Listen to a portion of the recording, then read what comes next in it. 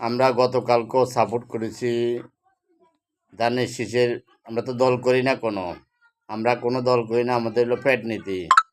কিন্তু আমরা আজকে একটা জিনিস দেখলাম, কালকে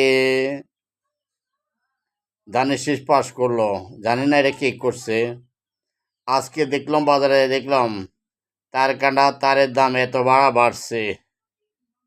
তারপরে মাছের দাম কি পরিমাণ বাড়ছে। মুরগির দাম 170-80 টাকা ছিল, এখন 200-220 টাকা বেচা হয়। আরও বহু কিছুর দাম বেড়ে গেল আজকে, গতকালকে আর আজকে ডিফারেন্সে। গতকাল তো বন্ধ ছিল, আগের দিনে ছিল।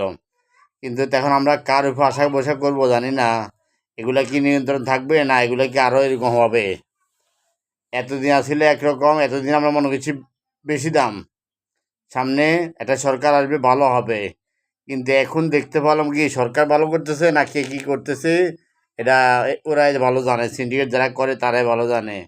এখন যারা সামনে দেশ চালাবে তারা বুঝতে পারবে কী করে, কী ভালো কী মন্দ।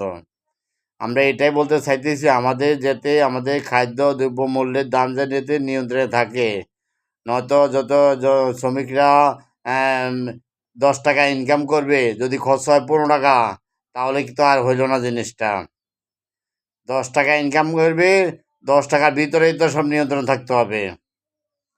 ইনকাম 10 টাকা, যদি 15 টাকা খরচ হয়ে যায়, সে মানে ঠিক থাকবে না, তার কোনো ভালো একটা কন্ডিশন থাকবে না।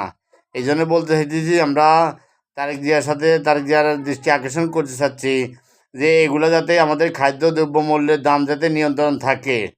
আশা করি এগুলো যাতে না বাড়ে, অনেক কিছু দাম যাতে আমাদের সবগুলো দামে যাতে নিয়ন্ত্রণ থাকে, সে দৃষ্টিতে আকর্ষণ করে।